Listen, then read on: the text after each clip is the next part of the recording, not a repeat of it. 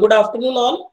This is me Punesh Kumar Temre, and in today's class of artificial intelligence, we are going for the topic production system in artificial intelligence. तो production system in artificial intelligence आपके syllabus में exactly कहाँ पे आता है?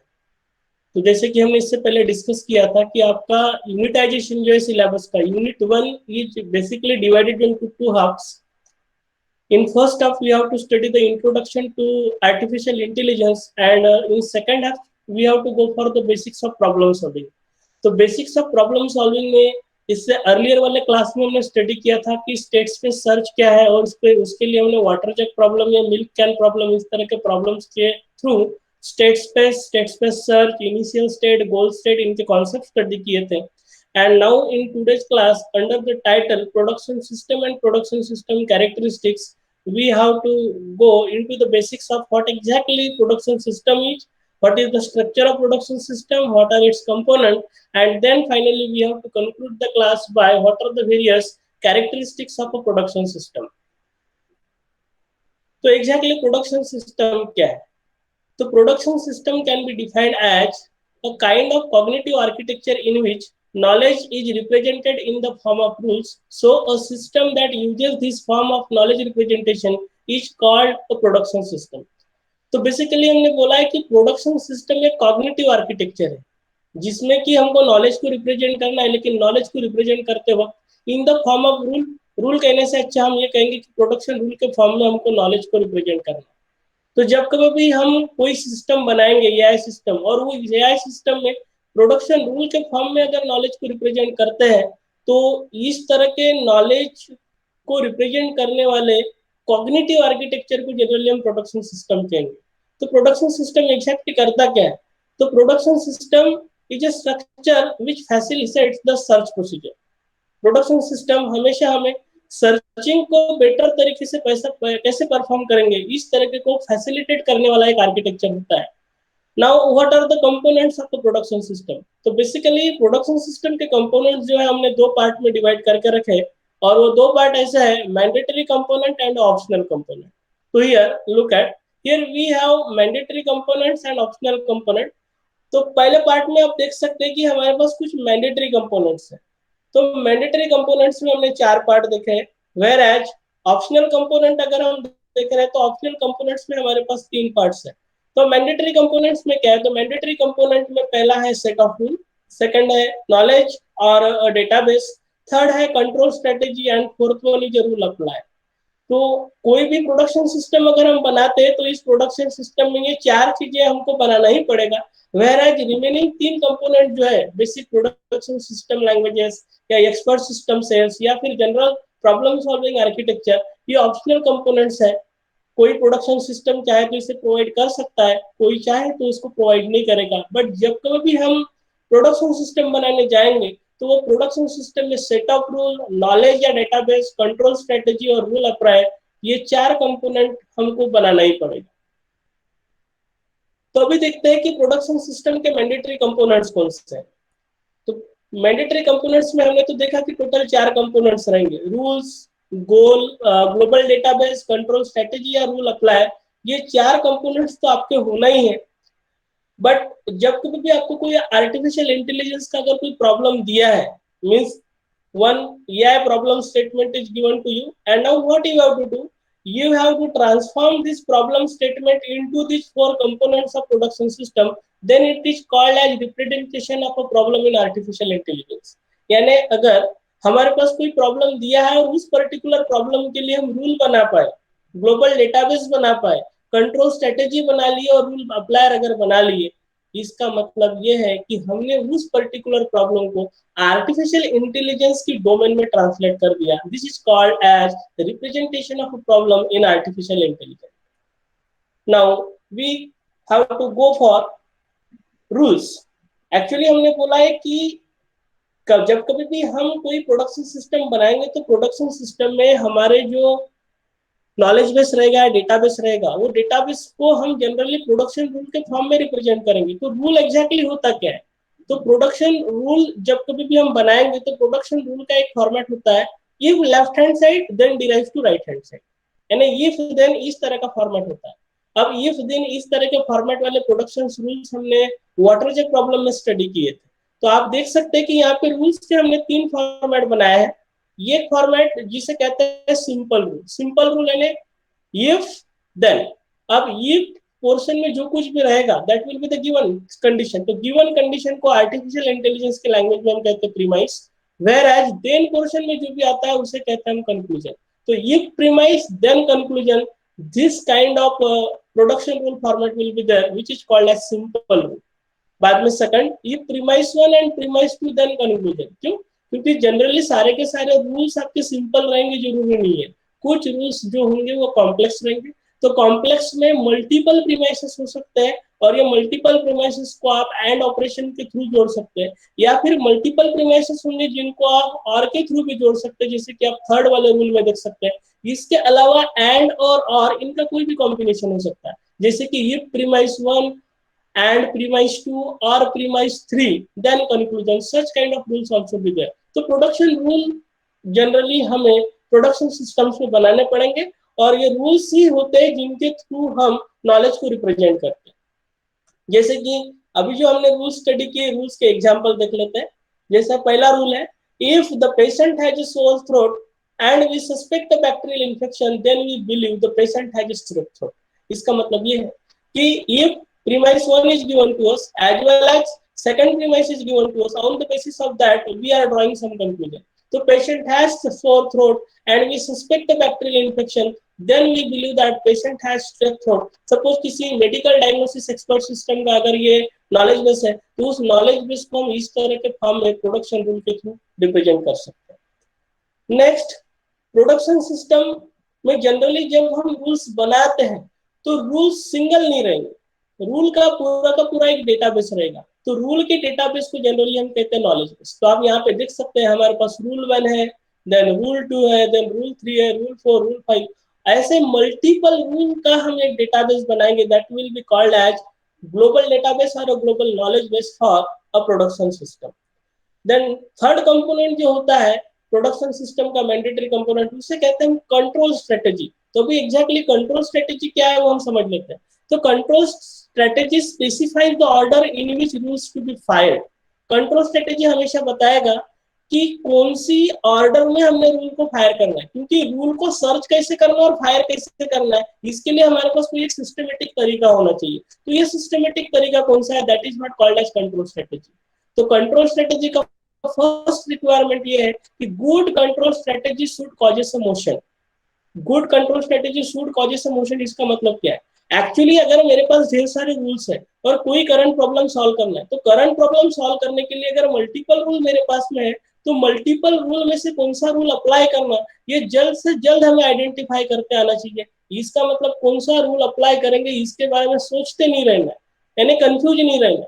हमें तुरंत में डिसीजन लेना है और डिसीजन मेकिंग परफॉर्म करके उस पर्टिकुलर रूल को फायर करना है। This is what called as first requirement of a good control strategy, that is it should causes a motion।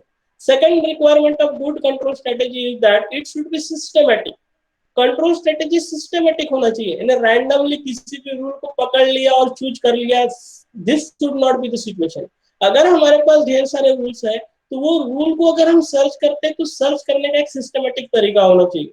Top to bottom follow करेंगे, लेफ्ट टू राइट फॉलो करेंगे, या किस तरह का तरीका फॉलो करेंगे, किसी ना किसी एक सिस्टमेटिक अप्रोच के थ्रू हमें सर्चिंग परफॉर्म करते आना चाहिए। This is what second requirement of good control strategy, जिसे कहते हैं कि इट शुड बी सिस्टमेटिक। जैसे कि हमने देखा होगा वाटर जेट प्रॉब्लम में देखा था, तो वाटर जेट प्रॉब्लम में हमने रूट से स्टार्ट किया था और रूट से स्टार्ट करते हुए गोल तक के चले थे। मींस हमने सिस्टमेटिकली ट्री फॉर्म में हमारे डेटाबेस को सर्च किया था। This is what second requirement of a control strategy. Now जब कभी भी हम किसी एआई सिस्टम की बात करते हैं तो एआई सिस्टम की बात करते वक्त हमने बोला था कि what will be the block architecture of any AI system. तो block architecture of AI system में हमने इस तरह का डायग्राम देखा था कि बिना इन्फ्रेंसिंग इन, बिना नॉलेज बेस और बिना वर्किंग मेमोरी के कोई भी एआई सिस्टम नहीं बन सकता। इसका मतलब ये है जितना आपके पास डोमेन नॉलेज है वो डोमेन नॉलेज को स्टोर करने के लिए आपको नॉलेज बेस बनाना पड़ेगा, और करंट प्रॉब्लम फैक्ट को सॉल्व करने के लिए टेम्पररी मेमोरी लगेगी, that which is called as working memory. और अगर आपको करंट प्रॉब्लम फैक्ट को सॉल्व करने के लिए नॉलेज बेस में सर्च करते हुए अगर कुछ रीजनिंग अप्लाई करना है तो रीजनिंग अप्लाई करते हुए कंपोनेंट लगेगा, that component will be called as inference engine. तो generally this is what a block architecture of any AI system. तो इस एआई सिस्टम में नॉलेज बेस में नॉलेज रहेगा, तो नॉलेज कैसा रहेगा, तो जनरली नॉलेज जो रहेगा वो रूल की फॉर्म में रहेगा। तो that's why you can look at this. जो ऊपर हमने डायग्राम बनाया है सेम डायग्राम हमने यहाँ बनाया है। यहाँ जो नॉलेज बेस था, अब इस नॉलेज बेस को हम प्रोडक्शन रूल के फॉर्म में रिप्रेजेंट करने वाले हैं, इसलिए नॉलेज बेस को हमने प्रोडक्शन रूल के फॉर्म में बना रखा। तो this is what my knowledge base. अब कोई भी प्रॉब्लम को मुझे सॉल्व करना है तो सॉल्व करने के लिए टेम्पररी मेमोरी लगेगा, that temporary memory is called as working memory, जहाँ पे केस फैक्ट्स हम स्टोर करने वाले हैं। और केस फैक्ट को सॉल्व करने के लिए जो भी डेटा लगेगा, that data we have to store inside inference engine also so that we can perform the reasoning।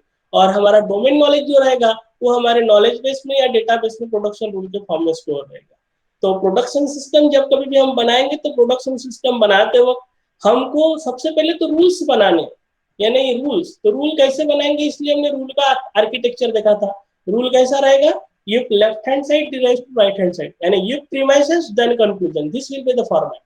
Second हमने देखा कि रूल्स जब बनाएंगे तो सिंपल भी हो सकते हैं या कॉम्प्लेक्स भी हो सकते हैं। उसके बाद हमने देखा सिंगल रूल से काम नहीं चलेगा, मल्टीपल रूल्स हमको चाहिए, तो मल्टीपल रूल्स को स्टोर करने के लिए हमको क्या लगेगा, नॉलेज बेस। तो उसके बाद हमने देखा कि हमारा एआई सिस्टम जो है वो इन्फरेंस इंजन, वर्किंग मेमोरी और नॉलेज बेसिस के थ्रू पे ही वर्क करता है। तो इन्फरेंस इंजन ने डिसीजन मेकिंग कैसे परफॉर्म करना है, इसलिए हमें गुड कंट्रोल स्ट्रेटेजी लगेगा। तो कंट्रोल स्ट्रेटेजी क्या कंपोनेंट हमने भी स्टडी किया। और लास्ट कंपोनेंट जो होता है प्रोडक्शन सिस्टम का वो होता है रूल अप्लायर। तो रूल अप्लायर कैसे वर्क करता है वो देखते हैं। तो जनरली रूल अप्लायर जो होता है, this is what the third step of control strategy. क्योंकि कंट्रोल स्ट्रेटेजी क्या करता है, जब कभी भी कोई पर्टिकुलर प्रॉब्लम सॉल्व कर रहा है तो सॉल्व करते वक्त वो चेक करता है कि कंटेंट ऑफ वर्किंग मेमोरी जो होता है वो कंटेंट ऑफ वर्किंग मेमोरी को नॉलेज बेस में जितने फैक्ट्स हैं उनके साथ वो मैच करते चलता है। मैच करने के बाद पता चलेगा कि कुछ रूल्स जो है वो अप्लीकेबल है, तो जो भी रूल्स अप्लीकेबल होंगे तो वो कौन से रूल्स है जो अप्लीकेबल है उसको आइडेंटिफाई करते हैं। This particular phase is called as recognise phase. तो control strategy generally recognize, resolve and act, ये तीन साइकिल, इन तीन प्रोसेस के थ्रू ही हमेशा किसी प्रॉब्लम को सॉल्व करता है। तो सबसे पहला फेज जो होता है वो होता है रिकॉग्नाइज, यानी करंट प्रॉब्लम को सॉल्व करने के लिए वर्किंग नॉलेज बेस में के कितने रूल्स अप्लीकेबल है। तो to finding the applicable rules this particular phase is called as recognise phase. Second है रिजॉल्व। अभी मल्टीपल रूल्स अप्लीकेबल है लेकिन मल्टीपल में से मुझे कोई एक फॉलो करना है, तो कोई एक अगर फॉलो करना है तो वो कौन सा रहेगा, this particular decision making is generally done by the control strategy. तो ये रिजॉल्विंग मैकेनिज्म हम सेकंड फेज में परफॉर्म करते हैं। और थर्ड फेज जो होता है उसमें हम उस पर्टिकुलर प्रोडक्शन रूल को फायर करते हैं, this is what called as rule apply. This step is called as act, and recognise, resolve and then act. तो रिकॉग्नाइज में क्या किया, रिकॉग्नाइज में हमने आइडेंटिफाई किया कि करंट प्रॉब्लम जो हमको दिया है उस करंट प्रॉब्लम को सॉल्व करने के लिए एआई सिस्टम में जितने भी हमारे पास प्रोडक्शन रूल्स है उनमें से कौन से रूल्स है जो अप्लीकेबल है, this is what recognise phase. Second में देखा जितने अप्लीकेबल है उनमें से बेस्ट कौन सा, this is what resolve phase. और जो भी बेस्ट है उस हिसाब से हम वर्किंग मेमोरी में क्या चेंजेस कर सकते हैं, this is what called as third phase. तो जब कभी भी हम रूल फायर करते हैं तो रूल फायर करना इसका मतलब ये होता है कि उस पर्टिकुलर प्रोडक्शन रूल का राइट हैंड साइड में जो कंक्लूजन पार्ट था वो कंक्लूजन पार्ट को हम वर्किंग मेमोरी में ऐड करते थे। तो this was about what is a production system and what are the mandatory components of a production system. The production system is a structure which facilitates the search procedure and mandatory components of production system में हमने देखा कि वहाँ पे a set of rule होना चाहिए, second knowledge base होना चाहिए, थर्ड कंट्रोल स्ट्रेटेजी होना चाहिए और फोर्थ रूल अप्लायर होना चाहिए। तो यहाँ आप देख सकते हैं वाटर जेट प्रॉब्लम के लिए हमने कंट्रोल स्ट्रेटेजी कैसे अप्लाई किया था। तो वाटर जेट प्रॉब्लम के लिए कंट्रोल स्ट्रेटेजी अप्लाई करते वक्त हमने रूट नोड से स्टार्ट किया था जहाँ इनिशियल स्टेट हमारा 0 0 था। हमारी स्ट्रेटेजी अगर है कि लेफ्ट डायरेक्शन में चल रहा है तो हमने फोर्थ गैलन वाले जग के साथ स्टार्ट किया था। शायद हमारी स्ट्रेटेजी ऐसी है कि we have to move with 3 gallon jug, तब हम राइट हैंड साइड में जाएंगे। तो this is the role of a good control strategy. Next, now we have to go for what are the optional components of the production system. तो हमने देखा था production system में जनरली 3 तरह के ऑप्शनल कंपोनेंट्स होते हैं। उनमें से पहला जो कंपोनेंट होता है वो है basic production system languages, second देखा हमने एक्सपर्ट सिस्टम सेल, और थर्ड था जनरल प्रॉब्लम सॉल्विंग आर्किटेक्चर। तो we have to look for all these mandate optional components one by one.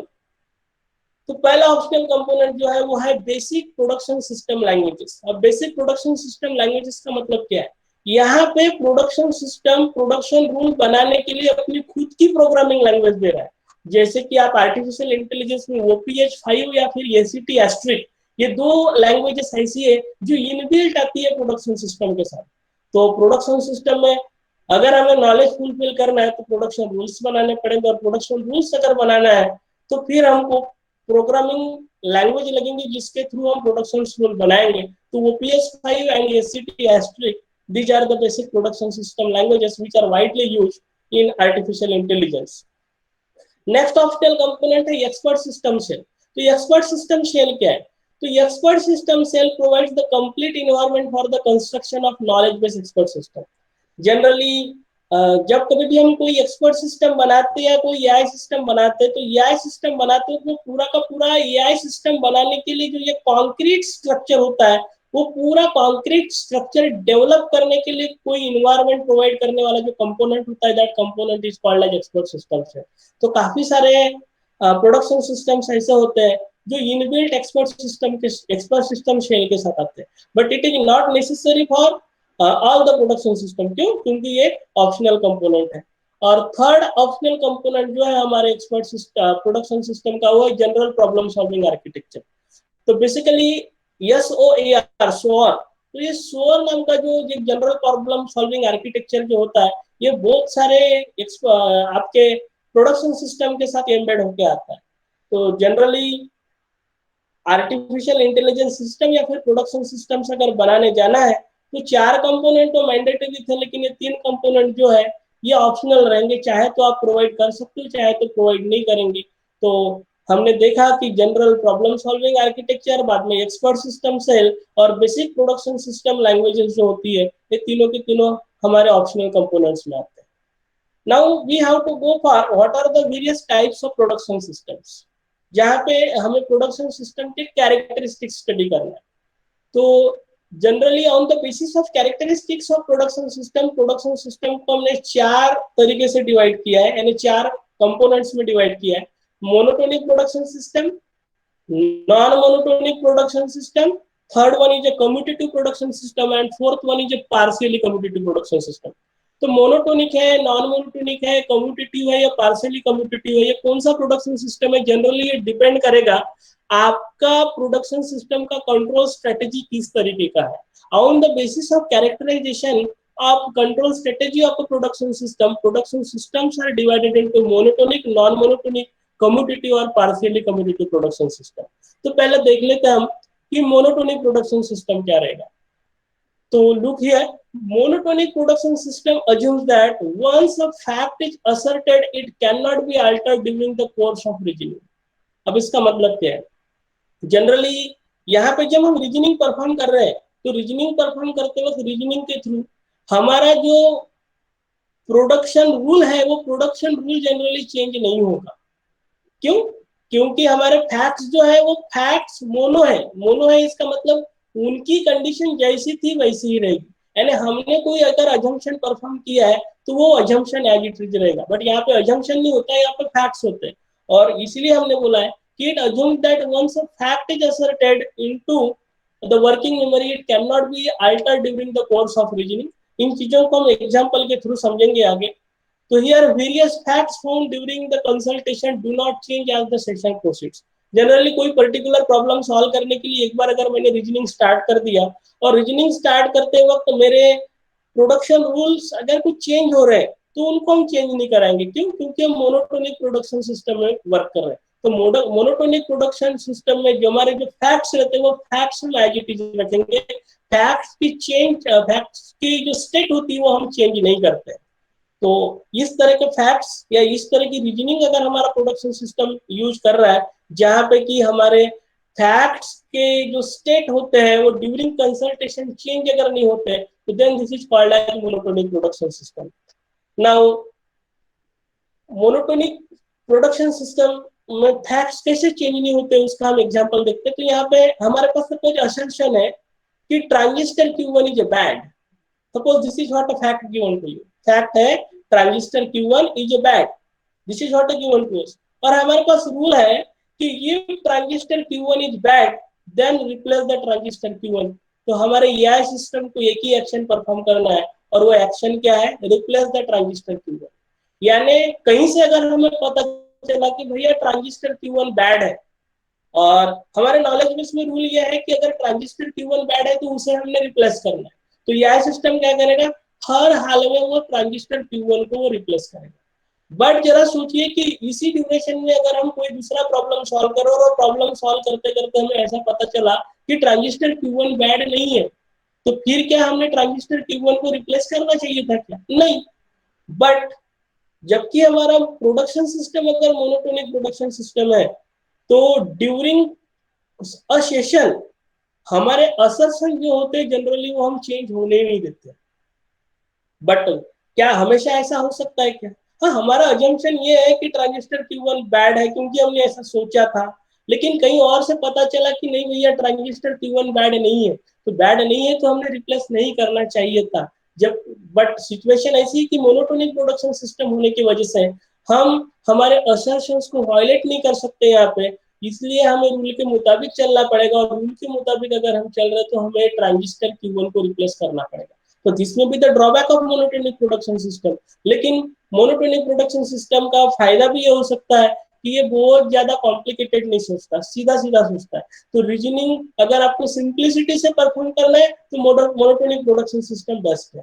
But काफी वक्त ऐसा हो सकता है कि मोनोटोनिक प्रोडक्शन सिस्टम की वजह से जो डिसीजंस लिए जाएंगे वो डिसीजंस गलत हो सकते हैं। Getting it? This is about the monotonic production system. तो यहाँ पे हमने एक एग्जांपल लिया था जिसमें हमने फैक्ट असर्शन लिया था और असर्शन के हिसाब से कंक्लूजन परफॉर्म किया। तो यहाँ हमारा अजम्पशन ये है कि हमारा जो ट्रांजिस्टर Q1 जो है ये बैड है, और बैड है तो हमें रिप्लेस करना पड़ेगा। But most of the time क्या होता है कि हमारे अजम्पशन जो होते हैं वो रॉन्ग साबित होते हैं, और अजम्पशन अगर हमने रॉन्ग साबित हुए हैं तो हमारे डिसीजंस भी कहीं ना कहीं हमें रोल बैक करते आना चाहिए। But that kind of facility is not provided in monotonic production system. Next production system है नॉन मोनोटोनिक प्रोडक्शन सिस्टम। जब हमने मोनोटोनिक समझा है तो आप नॉन मोनोटोनिक आसानी से समझ जाएंगे। क्यों? क्योंकि मोनोटोनिक प्रोडक्शन सिस्टम में हम हमारे अजम्पशन को चेंज नहीं करते थे, हमने जो बोला तो बोल दिया। जनरली इसको हिंदी लैंग्वेज में कहा जाता है कि मेरे मुर्गी की एक ही टांग, यानी हमने जो सोच लिया तो उसी के साथ आगे बढ़ेंगे। बट भैया हमेशा ये वाला फैक्ट सच नहीं हो सकता। कभी कभार ऐसा हो सकता है कि आपने जो सोचा है वो गलत भी हो सकता है, और गलत हुआ है तो आपको रोल बैक करते आना चाहिए, उस चीज को हजम करते आना चाहिए, and accordingly we should proceed in some another direction.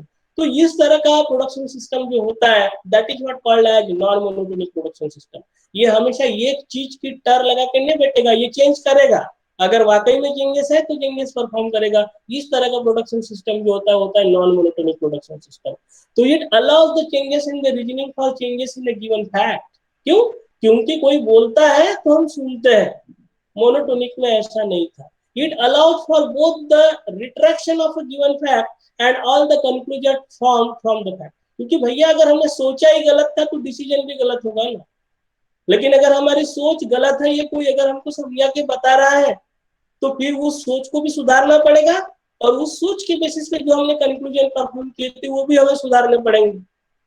That is this is second, it allows for both retraction of given fact and all the conclusion form from the fact.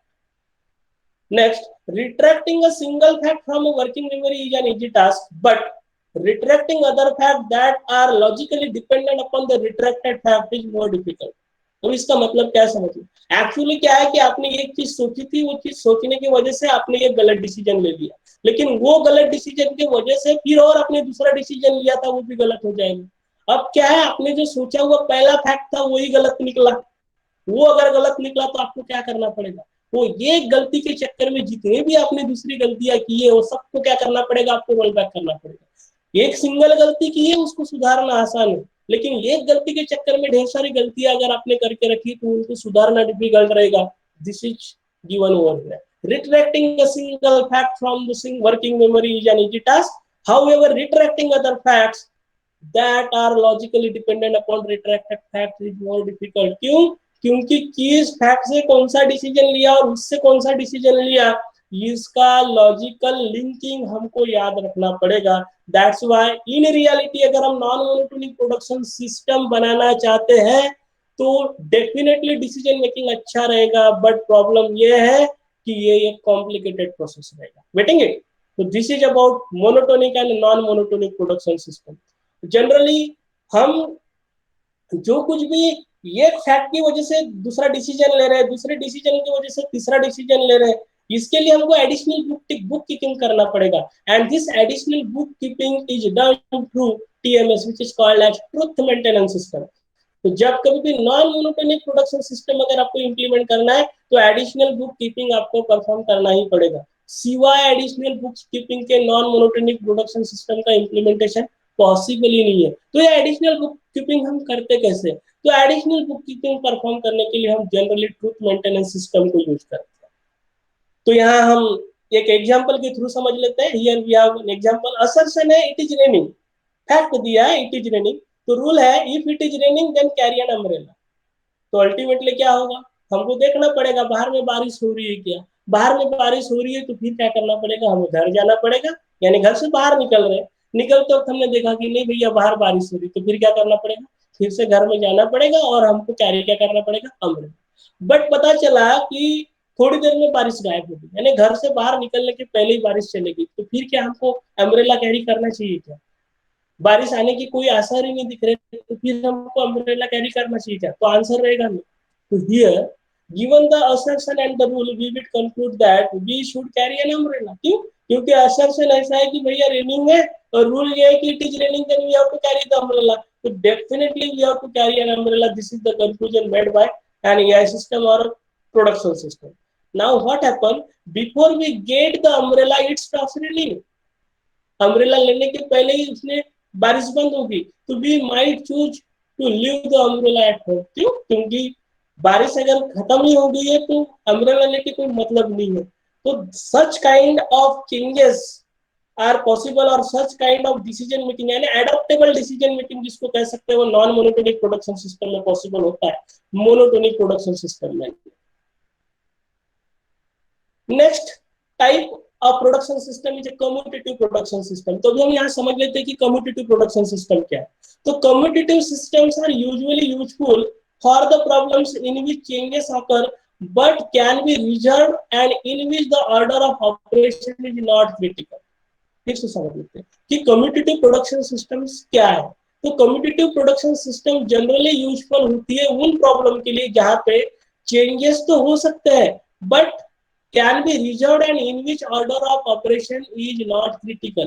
Actually अगर हमें कोई particular problem solve करना और problem solve करते वक्त अगर हम कोई डिसीजन मेकिंग परफॉर्म कर रहे हैं तो डिसीजन मेकिंग परफॉर्म करते वक्त ये डिसीजन मेकिंग परफॉर्म करते वक्त आपने कौन से स्टेप्स फॉलो किए उनका ऑर्डर अगर मैटर नहीं करता तो फिर उसे हम कम्यूटेटिव प्रोडक्शन सिस्टम कहेंगे.